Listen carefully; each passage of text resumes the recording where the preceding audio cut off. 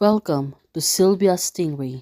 Hey guys, welcome back to my channel. It's me, Sylvia, your Yuri Manhwa translator. Hey guys, good afternoon. Let me present you the new chapter of Perfect Heroine Wants to Possess Me, Chapter 101, Part 2. So, here it is. Let's read the story. Dr. Ji Xingyun, right now, is trying to grab Ji Xiao. You want her to follow her. Don't disobey her anymore. Xiao Xiao, come to dad. That is the only person you can rely on. Looking at her dad, Ji Xingyun, right now, seems that there's something wrong on her mind. It was clearly that he is getting crazy. Think of it, Ji Xiao said to herself that this man is paranoid and lunatic. Well, it seems that she was really right. Ji Xingyun, he was not right on her mind. That's why he was taking crazy like this, especially for Ji Xiao. Suddenly, she called a voice, and it makes Ji Xiao rattled and said to her, "Dad, what are you doing?" Ji Xiao is getting surrounded. Ji Xingyun voice, "Well, probably you want to escape and Ji Xiao also. Xiao Xiao, let's go with that. Dad has already bought it." Oh, this man.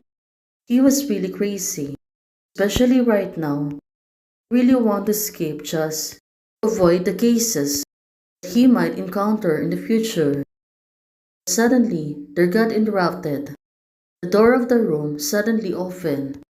Bodyguard said, "Sir, you can go in." Well, what do you think? Who is the person who's going to enter the room?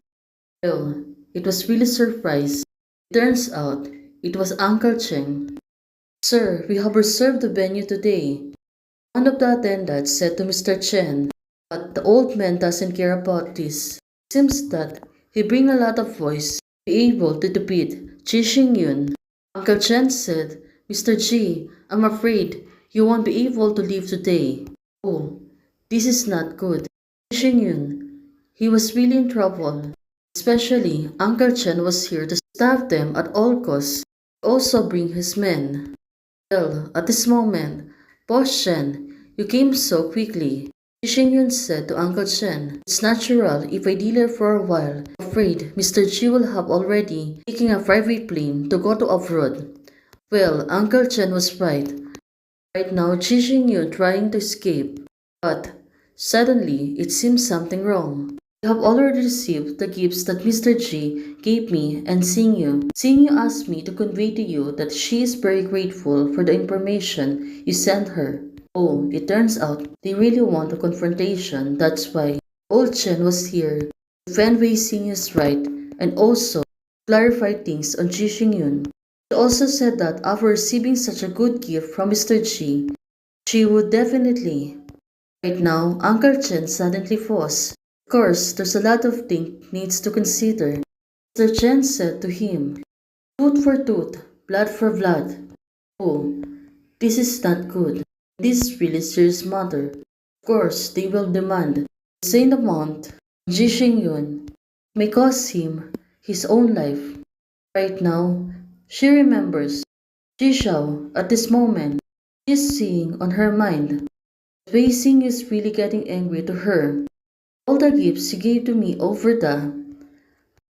Well, she is seeing Wei Xingyu is holding. Right now, it was really pointing on her. Well, it was really difficult to process it. Right now, Ji Xiao, it seems that she feel not uncomfortable. Tooth for tooth, blood for blood. Oh, it turns out it was really worrying her. It seems that she was really on a headache. Something on herself is going on. I feel dizzy all of a sudden. No, there was something wrong with what I just ate. Well, of course, right now, since her father is really going crazy.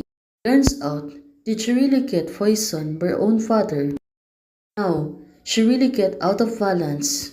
Thing is, Ji Xingyun, he wants the two of them to vanish in this world. That's why he was really decided. Also, take Ji Xiao together with him. Two of them will leave this world together. Now, looking at Ji Xiao, She really feels dizzy, and it's really strange. Someone may help her, right? Looking at her state, it's not looking good. Of course, Chi Yun right now, she knows it's gonna happen. Now, he was screaming, Xiao Xiao, what happened? Ah, this man, he was really crazy. He is not thinking. He's only thinking for herself. Even though Chi Xiao is only her daughter, he really do bad things about her daughter. It turns out that Chi Yun has already decided whether I go with him or not, he will take me away. I just didn't expect that. This is the way that Chi Yun will think about it. Well, so this is it. Turns out he fall down on the floor. Well, he must really hurt. Right now, he looks really uncomfortable. Maybe something wrong. Xing Yun lays on her foot and it makes her really suffer right now. Well, the elevator is open. Someone may help her, right? Especially send her to the hospital so she can recover quickly.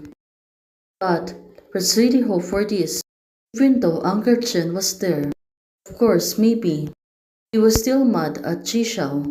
Suddenly, Uncle Chen's boy carry out Chi Xiao.